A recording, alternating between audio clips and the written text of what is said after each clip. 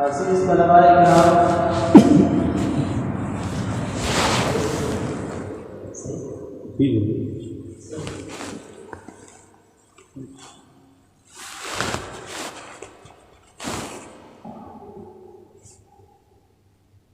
آپ کے سامنے قرآن کریم کی جو آیت میں نے تلاوت کی ہے،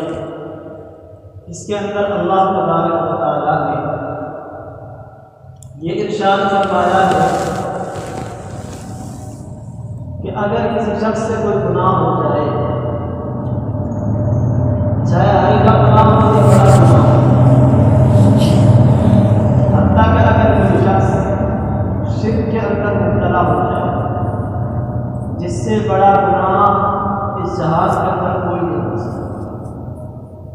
اس لیے کہ شرک اللہ تبارک و تعالیٰ سے عداوت ہے، خالق کائنات کی بغاوت ہے۔ اس بنا پر شرک سے بڑا کوئی گناہ نہیں۔ اللہ کے ساتھ دوسرے کو معبود ماننا، اللہ کی جو صفات ہیں وہ دوسرے کے اندر ماننا، یہ شرک ہے۔ اللہ جیسے زندہ کرتا ہے کوئی دوسرا بھی زندہ کرتا ہے،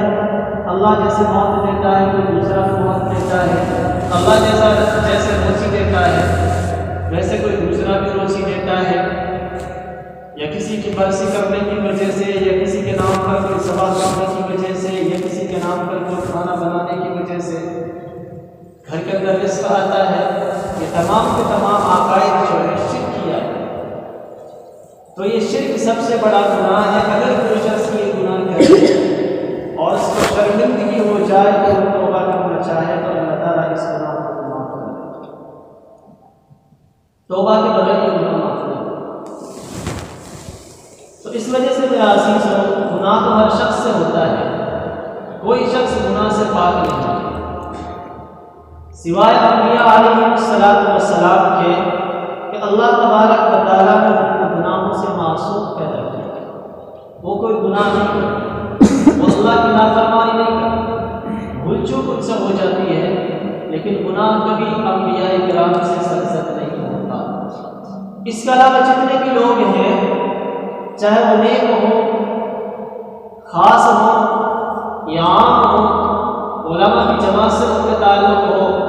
یا عوام کی جماعت سے ان کے تعلق ہو، ہر شخص سے کوئی نہ کوئی گناہ ہوتا ہے۔ اسی کو اللہ کے رسول نے ارشاد فرمایا، کل بنی آدم خطاؤون۔ حضرت آدم علیہ السلام کی جتنی بھی اولاد ہے، اس کے اندر شک شامل ہے۔ ہر ایک انسان غلطی کرتا ہے، گناہ کرتا ہے۔ وخیر الخطائین التوابون، اور گناہ کرنے والوں میں سب سے بہترین شخص وہ ہے جو گناہ کرنے کے بعد توبہ کرے۔ نماز چھوٹ گئی، توبہ کر لی، زکوٰۃ نہیں دی، توبہ کر لی، لیکن یہ یاد رہے یہاں کہ توبہ کرنے کے طریقے الگ الگ ہوتے ہیں ہر چیز سے۔ مثلاً کسی نے شراب پی لی تو اس کی توبہ یہ ہے کہ وہ انسان پختہ ارادہ کرے کہ آئندہ شراب نہیں پیے گا، اور جو ہو گیا دل سے شرمندگی کا اظہار کرے اور فی الوقت اس کو چھوڑ دے گئے۔ اگر یہ تین چیزیں اس کے اندر پیدا ہو جائے کہ جو ہوا اس کے اوپر شرمندگی، دل کا بڑھنا، دل سے رونا، فوری طور پر اس گناہ کو چھوڑ دینا اور آئندہ نہ کرنے کا پختہ ارادہ کرنا، جس چیز کے اندر یہ تین صفاتیں پیدا ہو جائیں، جس توبہ کے اندر یہ تین صفاتیں پیدا ہو جائیں تو توبہ اللہ کے یہاں قبول ہو جائے۔ لیکن اگر نماز چھوڑنے کا گناہ ہے مثال کے طور پر، تو اس کے توبہ کا طریقہ یہ ہے کہ ہوا اس کو اوپر دل سے شرمندگی، آئندہ نماز پڑھنے کی کوشش کرے، شروع کر دے اور آئندہ کبھی نماز نہ چھوڑنے کا پختہ ارادہ کرے، اور جو نمازیں قضا ہو چکی ہے ان کو ادا کرنے کی کوشش کرے۔ جب وقت مل جائے، جتنا وقت مل جائے، 2 رکعت، 4 رکعت، 8 رکعت، 10 رکعت جتنی پڑھ سکے تو ان کی قضا کرے، یہ اس کی توبہ کرنے کا ہے۔ ایسے شخص کے لیے علماء نے کہا ہے کہ اس کو چاہیے کہ فرائض سے پہلے جو سنت ہے وہ ادا، اور فرائض کے بعد جو سنت سنت موقدہ ہے وہ ادا کرے، اس کے علاوہ نفل نماز نہ پڑھے بلکہ اپنی قضا نماز پڑھے۔ مثلا یہ جمعے کی نماز ہے 4 رکعت پہلے پڑھنا ضروری ہے اور 4 رکعت بعد میں پڑھنا ضروری ہے، اور 2 رکعت جمعے کی، تو کل یہ 10 رکعت ہوئی جو ضروری ہے آج کے دن پڑھنے کی، اس وقت پڑھیں۔ اب آخر میں 4 رکعت کے بعد آپ 2 رکعت پڑھیں، آپ کے اختیار، پڑھیں گے ثواب ملے گا، نہیں پڑھیں گے تو کچھ نہیں۔ اس بنا پر ان 2 رکعتوں کی جگہ اگر آپ فجر کی چھوٹی ہوئی قضا کر لیں گے تو بہتر ہے۔ اس کے بعد بعض لوگ 2 رکعت اور پڑھتے ہیں، 4 رکعت کے بعد 2 رکعت سنت کی نیت سے پڑھتے ہیں، اس کے بعد 2 رکعت نفل کی نیت سے پڑھتے ہیں، تو وہ 2 رکعت نفل کی نیت سے تو ثابت نہیں، وہ جمعے کی رکعت کے اندر داخل ہے۔ جمعے کی زیادہ سے زیادہ 10 اور 12، 4 پہلے، 2 یہ 6، پھر اس کے بعد 6، 4 اور اس کے بعد 2، یہ 12 رکعتیں ثابت ہیں، اور ان کے علاوہ 2 رکعت جو پڑھے گا وہ ثابت نہیں ہے، جو پڑھنے کے لیے چاہیے جتنا پڑھے، لیکن وہ جمعے کی رکعت کے اندر داخل ہے۔ اسی طریقے سے عصر کے اندر 4 رکعت پہلے پڑھتے ہیں، وہ 4 رکعت نہ پڑھ کے اگر آپ قضا نماز ادا کر لیں گے پھر ایسا ہے۔ اسی طریقے سے مغرب کے اندر 3 رکعت فرض پڑھتے ہیں، اس کے بعد 2 رکعت سنت پڑھنا ضروری ہے، اس کے بعد جو آپ پڑھتے ہیں اس کی جگہ اگر کوئی نماز قضا کرے تو زیادہ اچھا، تو یہ نماز کا مسئلہ ہوگا۔ اسی طریقے سے اگر رمضان کا روزہ چھوٹ گیا ہے تو دیکھنا یہ ہے کہ جس شخص کا رمضان کا روزہ چھوٹ گیا ہے تو پہلے تو اس کو وہی کرنا ہے کہ جو چھوٹ گئے، اگر بغیر کسی عذر کے چھوٹے ہیں، اب صحت مند تھے، کوئی پریشانی نہیں تھی اور پھر بھی چھوڑ دیے، تو یہ ایک گناہ ہوا، اس کے اوپر اللہ تبارک و تعالیٰ سے معافی مانگے، استغفار کرے، توبہ کرے۔ اس کا طریقہ بھی یہی ہے کہ پہلے تو جن سے شرمندہ ہو اور آئندہ پختہ ارادہ کرے کہ میں روزہ رکھوں گا، اور جو چھوٹ گئے ہیں اب اس کے لیے 2 شکلیں ہیں کہ جس شخص کا روزہ چھوٹا ہے کیا وہ رکھ سکتا ہے یا نہیں رکھ سکتا، یعنی ایسا اس وقت میں بیمار ہے یا حد سے زیادہ بوڑھا ہو چکا ہے یا حد سے زیادہ کمزور ہو چکا ہے۔ اگر ایسا نہیں ہے بلکہ صحت مند ہے تو اس کو چاہیے کہ وہ قضا کے روزے رکھے، اگر یہ نہیں کرے گا تو اس کی توبہ پوری نہیں ہوگی، اور اگر وہ کمزور ہے، رکھ نہیں سکتا یا بیمار ہے، بیماری ابھی ختم نہیں ہوئی ہے اور اس کو ایسا لگ رہا ہے کہ کسی بیماری کے اندر موت آ جائے گی، تو پھر اس کے لیے شریعت نے یہ طریقہ بیان کیا ہے کہ اس کو چاہیے کہ ہر روزے کے بدلے 2 سیر گیہوں یا اس کے لیے کرے۔ تو یہ الگ الگ اعمال کے الگ الگ گناہ کے توبہ کرنے کے طریقے، تو اس بنا پر گناہ تو ہر شخص سے ہوتا ہے، لیکن بہترین انسان وہ ہے کہ جو غلطی کے بعد اس غلطی کا احساس کرے اور اس کو ختم کرنے کی کوشش کرے، اور اگر غلطی ہوئی، گناہ ہوئی اور احساس ختم ہو گیا تو یہ سب سے بدترین چیز ہے۔ نفس یہ چاہتا ہے، شیطان یہ چاہتا ہے کہ گناہ کروائے، اور گناہ کرنے کے بعد کروانے کے بعد ہمارے گناہ کے احساس کو ختم کر دیں، اور عام طور پر ہماری حالت یہی ہوتی ہے کہ ہم گناہ پر گناہ کرتے ہیں، نافرمانی پر نافرمانی کرتے ہیں، اللہ کے احکام کو توڑتے چلے جاتے ہیں، لیکن ہمیں اس گناہ کا احساس نہیں۔ اگر کسی تاجر کو اپنے نقصان کا احساس ہو جائے تو وہ اس کی تلافی کی کوشش کرتا ہے، اگر کسی مسافر کو اپنے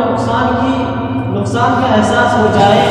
تو اس راستے کو چھوڑ کر دوسرے راستے سے سفر کرتا ہے اور اس تلافی کو، اس نقصان کو بھرنے کی کوشش کرتا ہے۔ لیکن اگر کسی تاجر کو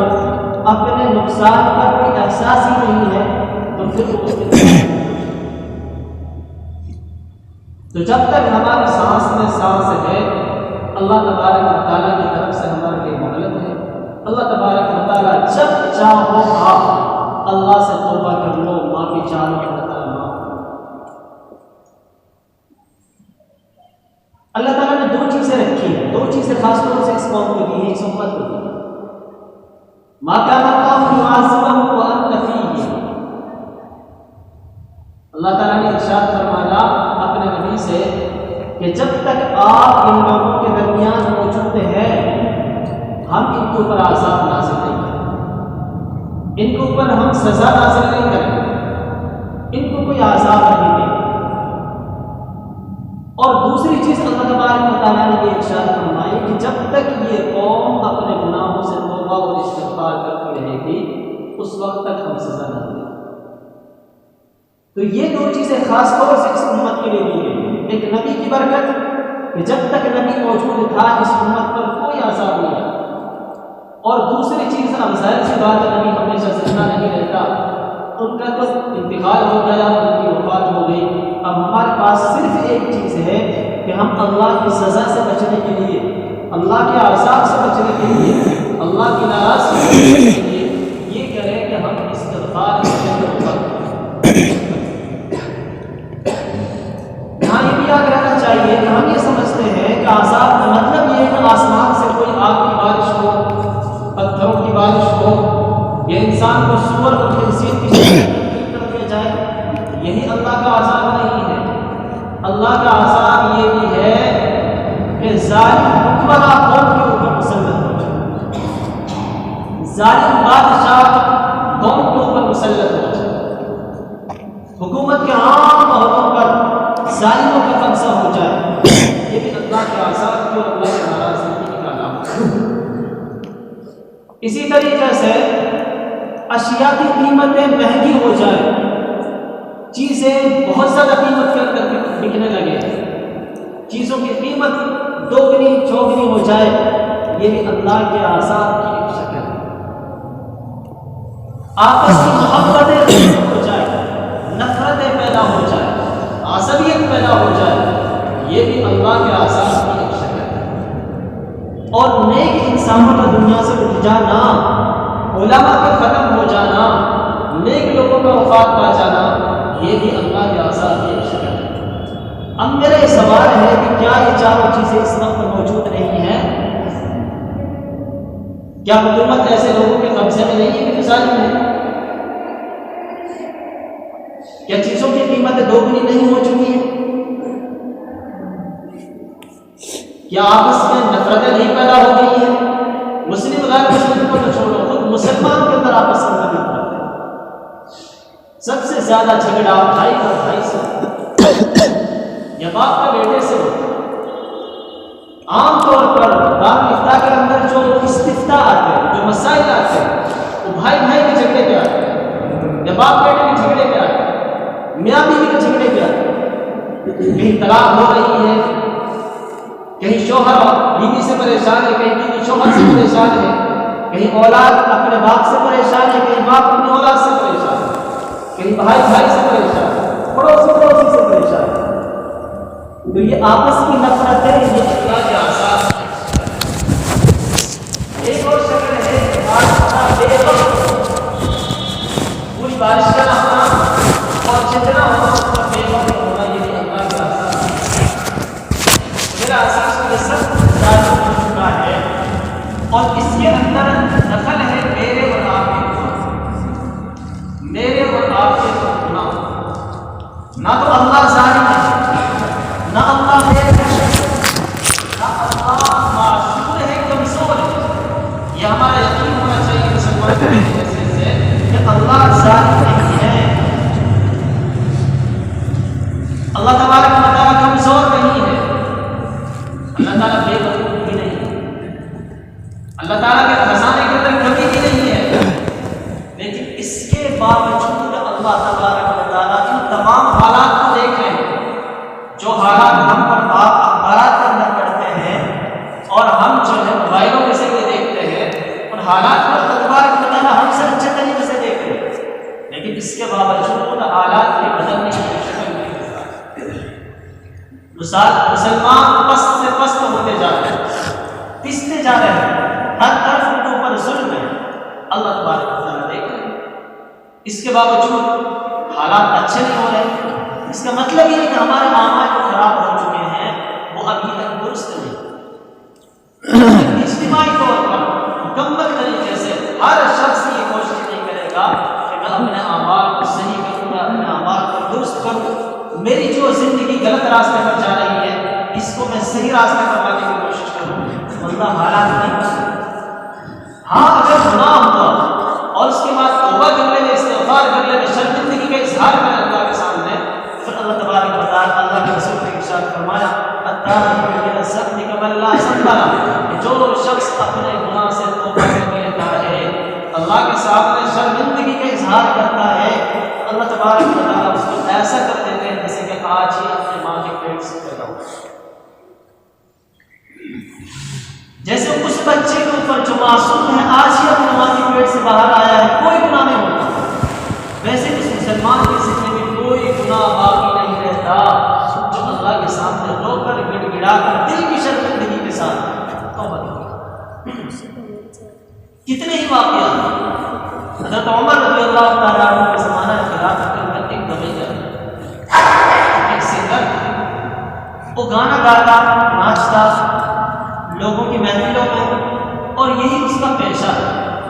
اب ظاہر سی بات ہے گانا گانا، میوزک سننا، میوزک بجانا، یہ سب اسلام کے اندر حرام ہے،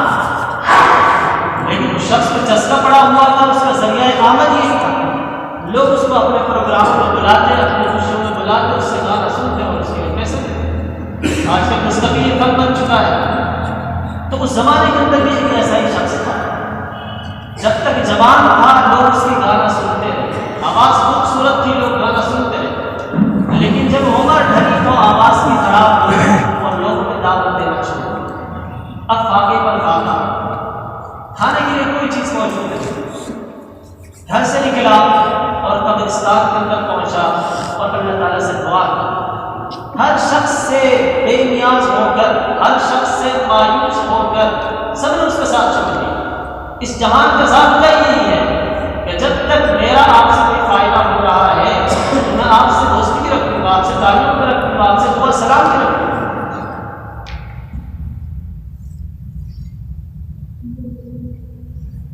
ایک غریب شخص تھا، لوگ اس سے نفرت کرتے، کوئی اس کو اپنے پاس نہیں بلاتا، کوئی اس کو سلام تک نہیں کرتا۔ جیسے آج کل بھی یہی ہوتا ہے، اگر غریب ہے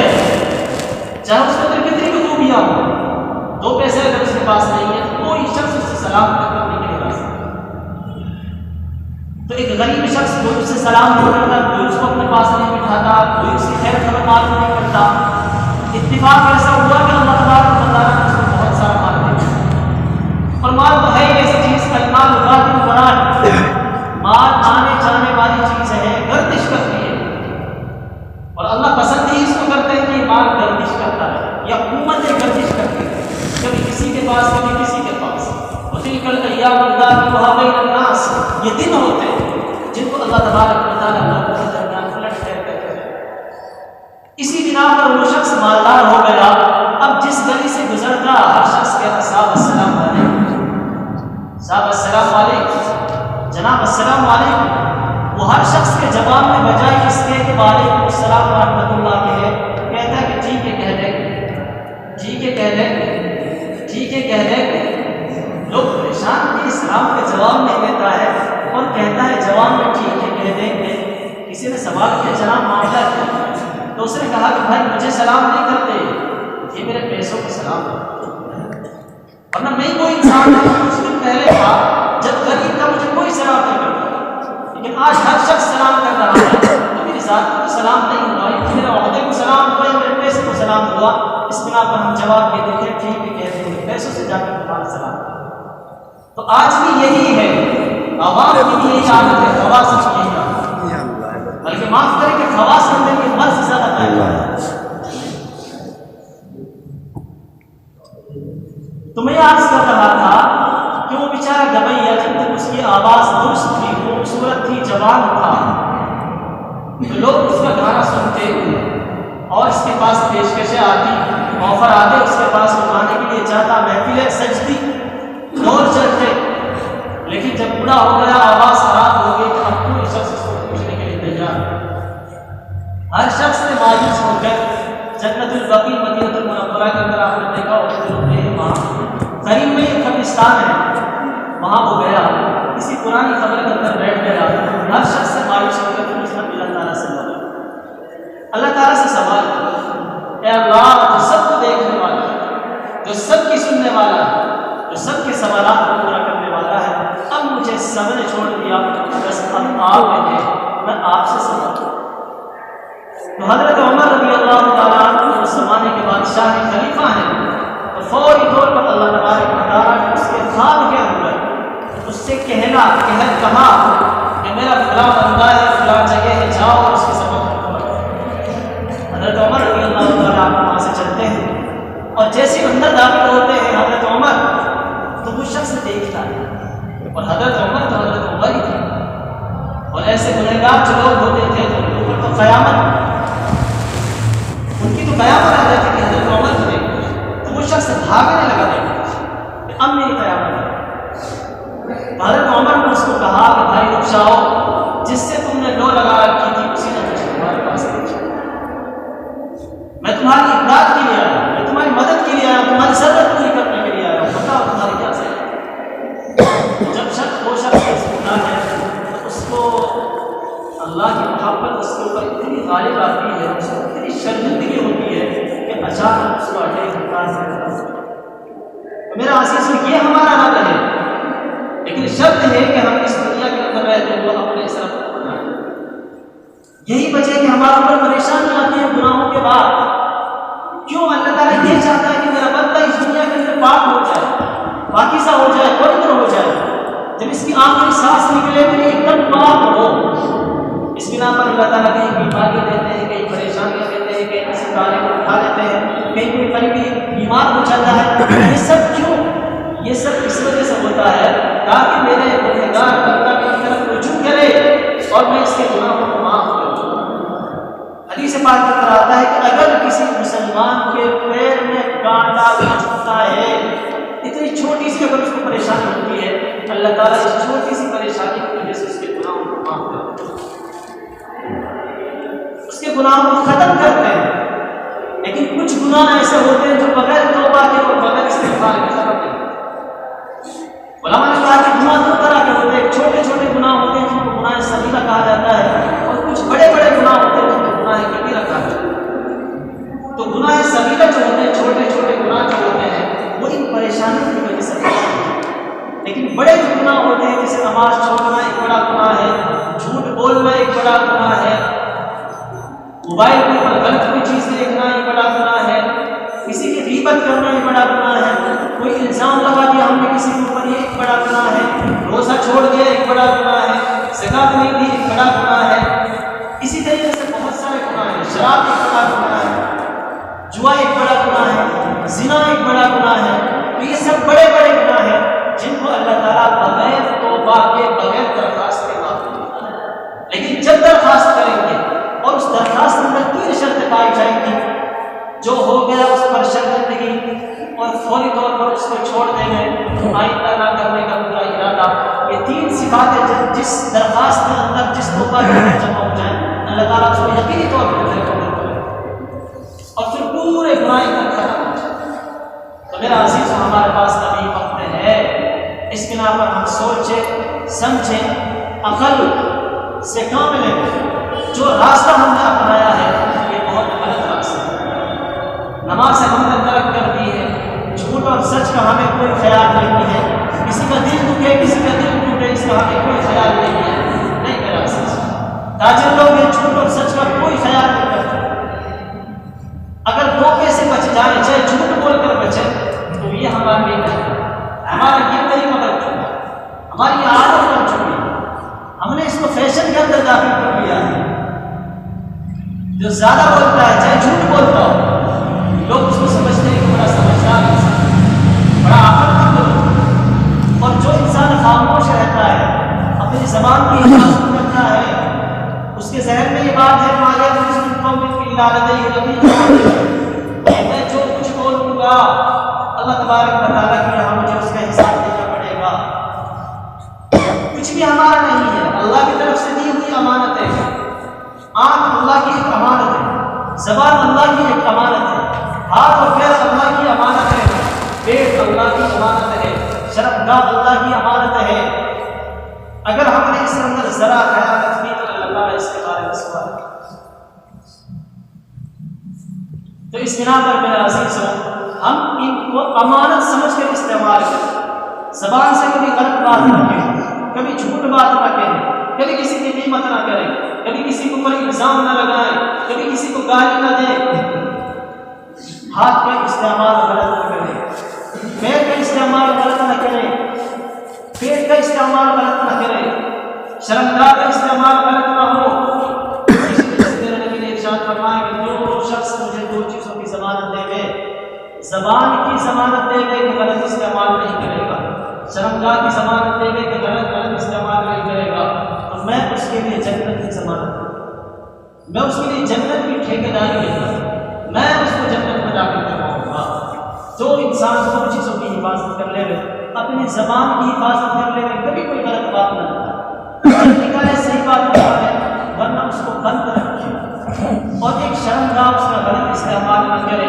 جو بچہ، جو بچی، جو مرد، جو عورت مجھے ان دو چیزوں کی ضمانت دے گا، میں اس کے لیے جنت کی ضمانت دوں گا۔ اور یہ میری بات نہیں ہے، یا کسی سیاسی پارٹی کے انسان کی بات نہیں ہے، آج باتیں ہوتے ہیں کل ٹوٹ جاتے ہیں، ایسی بات نہیں ہے، میرے آپ کے نبی کی بات ہے، جو وہی کہتا ہے جو اللہ تعالیٰ کہتا ہے، ما ينطق من قول ما ينطق الا وحی یوحی، وہ نہیں بات کرتا ہے، نہیں بولتا ہے